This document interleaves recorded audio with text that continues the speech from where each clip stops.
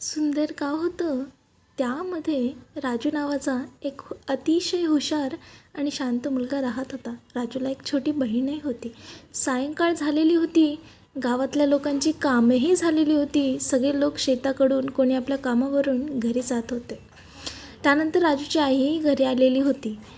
मस्त त्यांचे जेवण झाले, गप्पा मारून झाल्या. राजूची आई, राजूची बहीण बराच वेळ गप्पा मारून दमले होते. त्यानंतर ते झोपी गेले.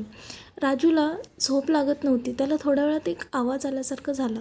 उठून बघतो ते काय, खिडकीमध्ये चिमणी. त्याने शू शू केलं आणि तिला उडून लावलं. तरीही ती जाईना, तिथेच थांबली. राजूला काही समजत नव्हते. तो उठून बसला, विचार करत होता काय करावं, ही चिमणी जात नाही आहे. त्याने खिडकीच्या बाहेर बघितलं तर धूर दिसला.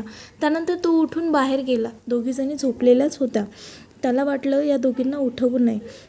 राजू जसाच घराच्या बाहेर निघायला लागला तसंच त्याची बहीण आली आणि बहिणीच्या मागे आईही आली.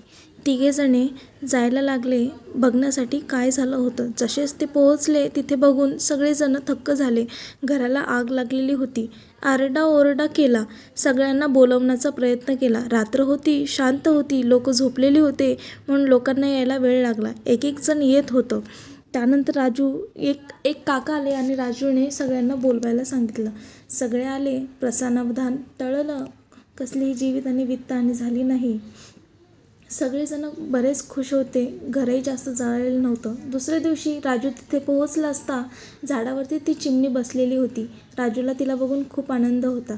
तात्पर्य एवढे, पक्षीही खूप हुशार असतात.